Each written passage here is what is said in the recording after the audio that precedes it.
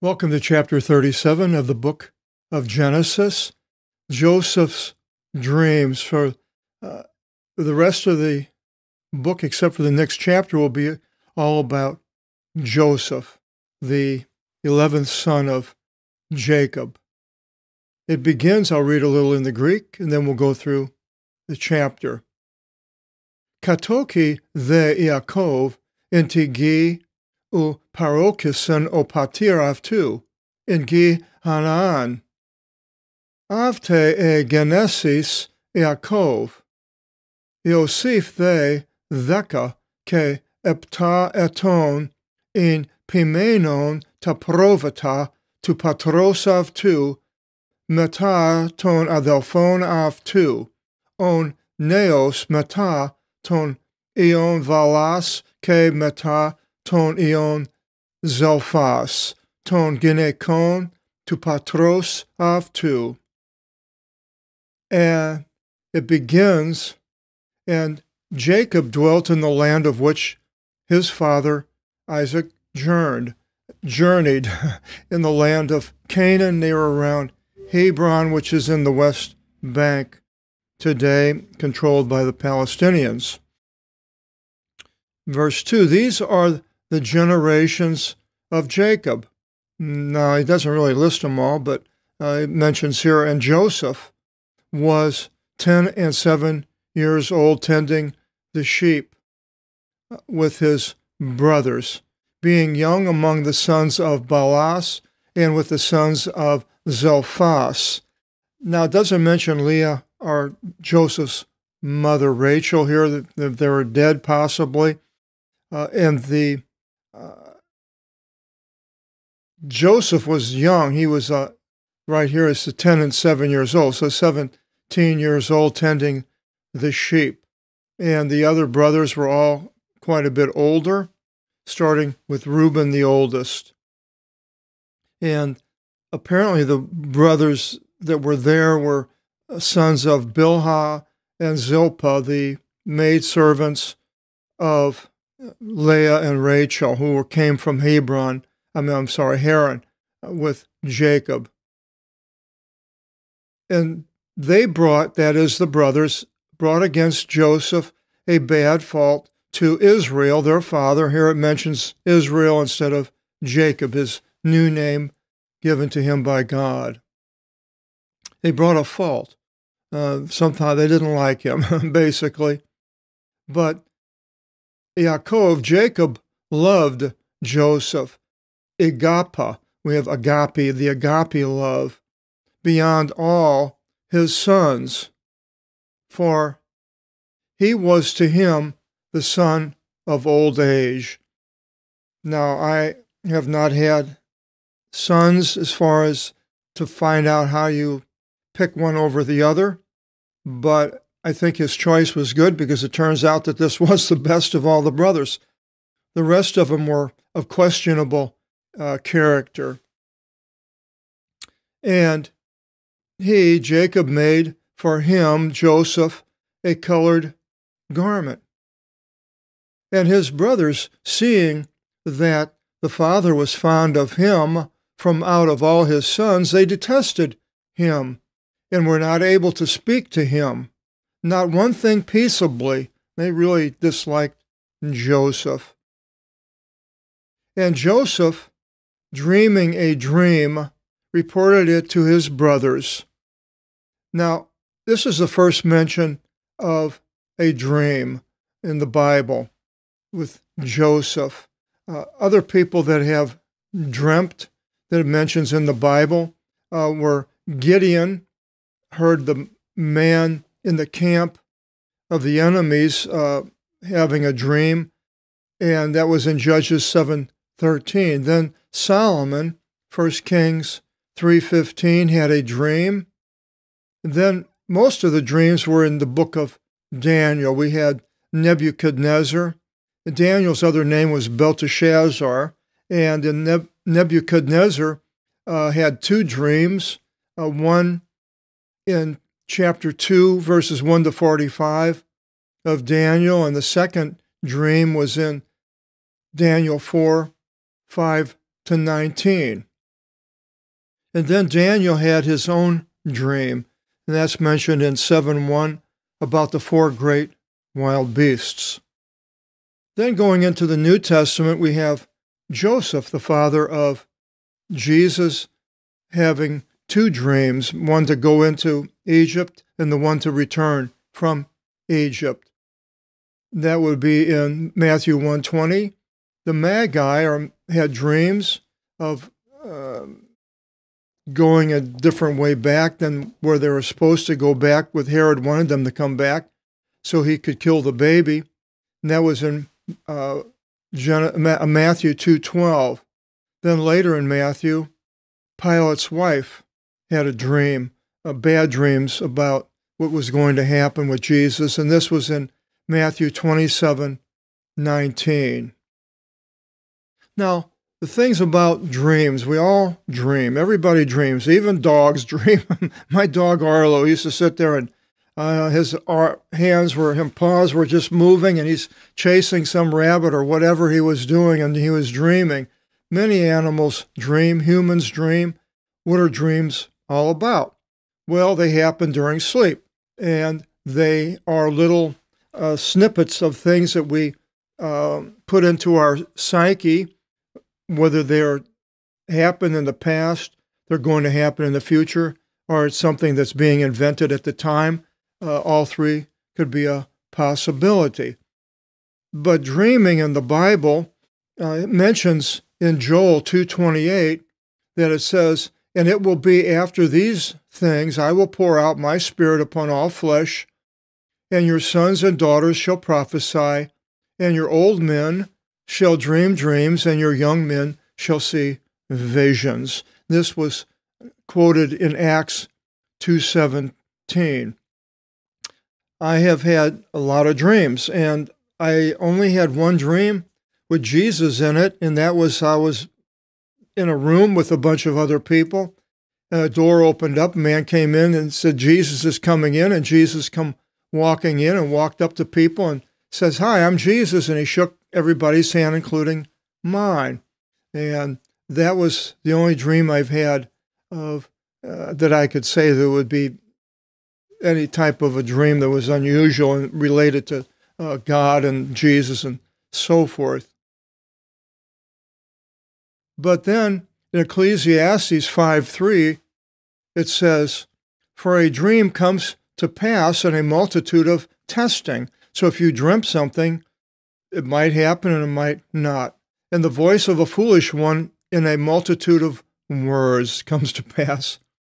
Now, there's a few places in the Bible where it talks about dreaming and has to do with prophets. In our case, in the New Testament, there are still prophets. And in Deuteronomy 13:1-5, it says, "And if there should rise up among you a prophet, or one dreaming dreams, and he should give to you a sign or a miracle, and it should come to pass," okay, the sign or the miracle which he spoke to you, saying, "We should go and should serve other gods who we know not," you shall not hearken to the words of that prophet or the one dreaming that dream. For the Lord your God tests you. So you'll have somebody in the church could possibly, well, they wouldn't have you probably going to another god, but somebody could have said that in your family maybe. And God is testing us to see if you love the Lord your God from out of your entire heart and from out of your entire soul. The Lord, you shall go after the Lord your God, and him you shall fear, and his commandments you shall keep, and his voice you shall hearken to, and to him you shall serve, and to him you shall be added to. And this, in our case, is Jesus. And that prophet, or that one dreaming the dream, shall die, for he spoke to cause you to wander from the Lord your God, the one leading you from out of the land of Egypt, ransoming you from out of slavery, and so forth. Then another place it mentions it, prophets. In Jeremiah 23:25-28, it says, Jeremiah says, "I heard or God says, I heard what the prophets speak, who prophesy lies by my name. So we can have people in church who can be lying and saying God's telling us to go do something, and it wasn't. And they were saying, I dreamed a dream. For how long shall it be in the heart of the prophets, prophesying lies, and in their prophesying the wants of their heart, the ones devising ways to forget my name by their dreams, in which each was described to his neighbor, as their fathers forgot my name in service to Baal. Now, there are warnings about dreams in Jeremiah 27:9, Jude 1:8. You can go there and see what it talks about. And then continues in verse 6, and Joseph says to them, hear this dream which I dreamed, in the imperative. Listen to it. Acoustics is a derivative.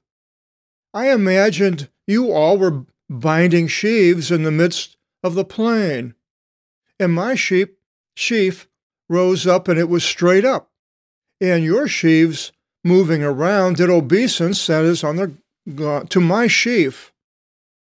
And his brothers said to him, do you mean in reigning you were going to reign over us? Or in dominating, will you dominate us? And they added still to detest him because of his dreams and because of his words. And he saw another dream and described it to his father and to his brothers, now the father's included. And he said, behold, I dreamed another dream, as if the sun and the moon and the 11 stars did obeisance to me. And his father Jacob reproached him and said to him, what is this dream which you dreamed? Is it so indeed, in having come, I will come also, and your mother and your brothers to do obeisance to you upon the ground? Now, I don't think Rachel is still alive, and it doesn't mention Rachel being there, I don't believe, when Jacob comes to Egypt. Later we'll find out. But it could have been one of the other women that were the wives of Jacob he's referring to. And his brothers envied him, but his father kept the saying, remembered it. And his brothers went to graze the sheep of their father in Shechem. And that's north. We'll go to a map here in a second. And Israel, or Jacob, said to Joseph, did not your brothers tend in Shechem? Come, I'll send you to them. And he said to him, behold, I'm ready. And Israel said to him, it goes back and forth, Israel and Jacob, in going, see if your brothers are in health, and the sheep. Announce it to me. And he sent him from out of the valley of Hebron, and he came into Shechem. And a man found him wandering in the plain, and the man asked him, saying, what do you seek? And he said, I seek my brothers. Report to me where they graze. And the man said to him, well, they've departed from here, for I heard them saying, we should go unto Dothan. And Joseph went after his brothers and found them in Dothan. Now that is, we'll go to this map here. So now Hebron's down here, Jerusalem is a little up, and then he goes up into Bethel and then to Shechem, 50 miles. And then 15 more miles to Dothan, 65 miles. And here is where we are now in the next verse. And they spied him far off before his approaching to them, and they acted wickedly to kill him, and said each to his brother, behold, that dreamer comes. They called him the dreamer. Now then, come, we should kill him and toss him into one of the wells, and we shall say that a ferocious wild beast devoured him, and we'll see what happens, what will be of his dreams. just recently, the last couple of days, there was a trial of a man who was accused and convicted of murdering his wife and his one son. And to me, it's fairly amazing that somebody could hate somebody in their family enough to kill them. And they were going to do this with Joseph. But it was interesting, after he was convicted and he was being sentenced, the judge said to him, you know, how even though you don't acknowledge what you did, I'm sure that your wife and your son will be visiting you every night before you go to sleep. Sort of like a dream, thinking about what he did. I thought that was very interesting here, and it applies somewhat to our study here. And then it continues in 21, and Reuben, the firstborn, hearing, rescued him from their hands. They tried, and he said, we should not strike him as far as his life. And Reuben said to them, you should not shed blood, but put him into one of these wells in the wilderness. But bear not a hand against him. And he said it, that he should rescue him from out of their hands, and that he might give him to his father. So Reuben was the righteous one. And it came to pass when Joseph came to his brothers, they took off the colored garment from Joseph, the one around him. And taking him, they tossed him into the well. But the well was empty. It did not have water. And they sat to eat bread. Joseph's probably screaming. And looking up with their eyes, they saw, and behold, journeying Ishmaelites were coming from out of the land of Gilead. And their camels full of incenses and balm and balsam, and they were going, leading down into Egypt. And Judah said to his brothers, well, what profit if we should kill our brother, and we should hide his blood? Come, we should give him to these Ishmaelites. And the hands of ours, let them not be upon him. For he's our brother, and he is of our flesh. And his brothers hearkened, did what he said. And the men came near, the Midianite merchants, and they drew out and hauled Joseph from out of the well. And the Ishmaelites rendered for Joseph 20 pieces of silver, and they led Joseph into Egypt. Thus begins the test. And God has a purpose for every test. He has a purpose here. I was talking to a man the other morning in coffee, and he was asking me why God does certain things that were, bad. And I said, well, two things. One thing is that we are in a test. Elon Musk, a man who's a scientist of sorts, they asked him if he thought if there was a God, and he said, well, if there is, we're in a giant Petri dish being tested. And I thought that was very astute. We are in a Petri dish, and I was able to share that with this gentleman that I was having coffee with, and then I said, everything in this Petri dish is there for a test. God is looking to see if we do the things for him. And God has a purpose also in the test. And the purpose of God's test is only for him to know. So the second thing is questioning why God did something. I say, I don't ever do that. I don't know. I mean, who am I? It's like it mentions the potter in making the clay pot. Well, the clay pot doesn't ask the potter why he's making the pot round or whatever, oval. And so neither should we be asking why God does something. We have to deal with the test that we are in currently, and we're always in a test because, or not always, but most of the time, because Jesus told his disciples, and lead us not into, in the old King James, temptation, which is not a good translation because the word pirazo means a test. all places. Lead us not into the test, because God does test. And this is what Joseph now is being faced with, a test. Well, we'll find out whether or not he passes or fails the test in the following chapters.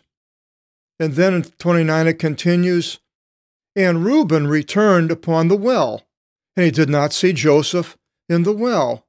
And he tore his clothes, and he turned towards his brothers and said, the boy is not, and I, where shall I go yet? He's upset.